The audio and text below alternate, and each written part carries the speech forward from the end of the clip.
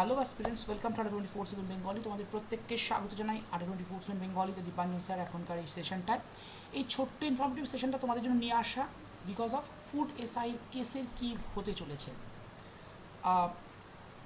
তোমরা জানো যে ফুড এসআই এক্সাম যেটা হয়েছিল, যেটার বিরুদ্ধে আডা 24/7 বেঙ্গলি তোমাদের স্টুডেন্টদের বা অ্যাসপিরেন্টসদের পাশে সবসময় ছিল, আছে, থাকবে। শুধুমাত্র কোট অ্যান্ড কোট এই সেশনের থ্রু দিয়ে বা শুধুমাত্র ইউটিউবের থ্রু দিয়ে নয়, আমরা একদম অন দ্য স্পট তোমাদের পাশে দাঁড়িয়েছিলাম।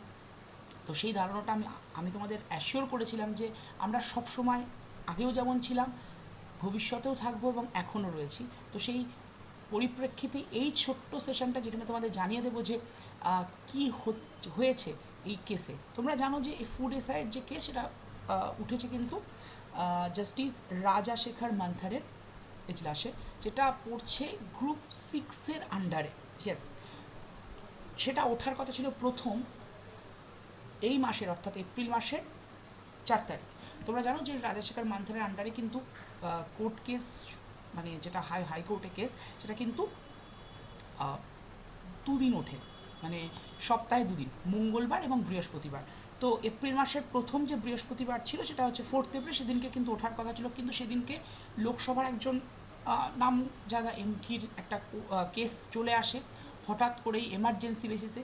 সেই কারণে 4 এপ্রিল দুর্ভাগ্যবশত কেসটা ওঠেনি, মানে গ্রুপ 6-এর আন্ডারে থাকা ফুড এসআইয়ের সংক্রান্ত যে কেস, ফুড এসআই মামলাটা উঠতে পারেনি।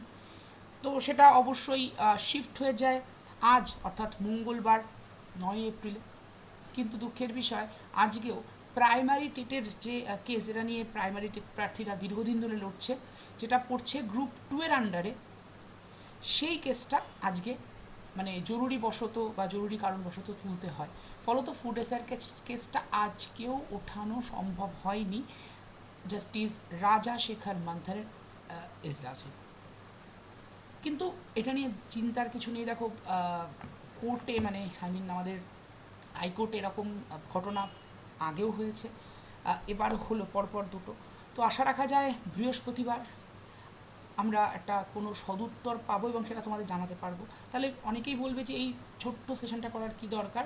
এইটাই কারণেই দরকার, কারণ অনেক প্রার্থীরা অনেক দিন ধরে ওয়েট করছে এবং তারা আমাদের যে বিভিন্ন গ্রুপগুলো রয়েছে, যে গ্রুপটায় স্পেশালি তোমরা বিভিন্নভাবে সাহায্য করেছো, তো তাদেরও তো একটা চিন্তা থাকে যে কি হলো, সবার কাছে সবসময় ইনফরমেশান সঠিকভাবে পৌঁছচ্ছে না বা জানতে পারছো না। সেই কারণে এই ছোট্ট সেশনটা নিয়ে রাখা, যেখানে তোমরা জেনে যাবে যে কি হলো। আজকের আপডেট যেটা হলো সেই আপডেটটাই তোমাদেরকে দিলাম, যে আজও কিন্তু কেসটা ওঠেনি। আশা রাখা যায় আগামী বৃহস্পতিবার কেসটা ওঠার সম্ভাবনা রয়েছে, যদি সব ঠিকঠাক থাকে। তো তবে আগামী দিন আশা রাখা যায় আমরা তোমাদেরকে ভালো একটা নিউজ জানাতে পারবো। হ্যাঁ, একদিনেই কেসের সুরাহা হবে এটা কখনো ভাবনা চিন্তার বাইরে রাখাই ভালো, কিন্তু একটা সদুত্তর বা একটা কোনো পজিটিভ আমরা কিছু পাবো, যেটা দীর্ঘ আন্দোলনের পরও পিএসসির চেয়ারম্যান জানাতে পারেনি। বিভিন্ন রকম কথার মার প্যাচে তারা বিভিন্ন কিছু বলেছে। যাই হোক, আজকের অবধি একটু মন খারাপ করেই থাকো, মন খারাপ তো করছোই, কিন্তু ভেঙে ফেলো না নিজেকে, কারণ মানে ভেঙে পড়ো না নিজেকে, কারণ ভেঙে পড়লে আলটিমেটলি সবটাই ভেঙে যাবে। সিস্টেমটা এরকম হয়ে দাঁড়িয়েছে। আমি আগেও বলেছি, আবারও বলছি যে ওয়েস্ট বেঙ্গল গভর্নমেন্টে চাকরি পেতে গেলে বর্তমানে ওই পড়াশোনা তো করতেই হবে, তার সাথে সাথে কিন্তু এই বিষয়গুলোতে একটু নজর দিতে হবে। কারণ শুধু ওয়েস্ট বেঙ্গল গভর্নমেন্টের ক্ষেত্রেও বলবো কেন, আগেও এরকম স্টেট, মানে সেন্ট্রাল গভর্নমেন্টের ক্ষেত্রেও কয়েকটা এক্সাম এরকম হয়েছে, তো ওয়েস্ট বেঙ্গলে তো হতেই আছে।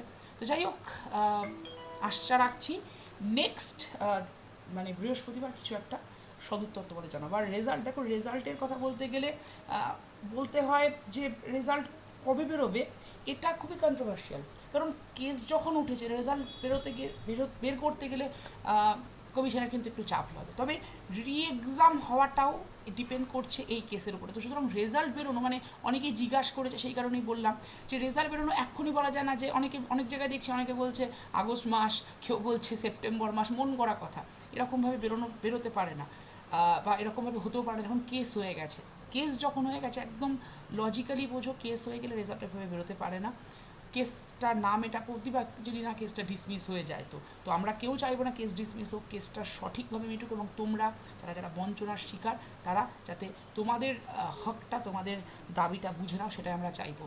ভালো থেকো, সুস্থ থেকো। আশা রাখি তোমাদের সমস্ত ইচ্ছা পূর্ণ হবে। আড্ডা 24/7 বেঙ্গলি তোমাদের সাথে সবসময় ছিল, আছে, থাকবে। আবারও বলছি, শুধুমাত্র ছোট্ট সেশন করে নয়, শুধুমাত্র শর্টস করে নয়, তোমাদের সাথে পিএসসি ভবনের পাশে সবসময় তোমরা আড্ডা 24/7 বেঙ্গলির প্রত্যেকটা টিচারকে অলওয়েজ পাবে। ঠিক আছে, ভালো থেকো। আর বৃহস্পতিবার এরকমই আপডেট তোমাদের নিশ্চয়ই জানাতে পারবো। Thank you to all of you.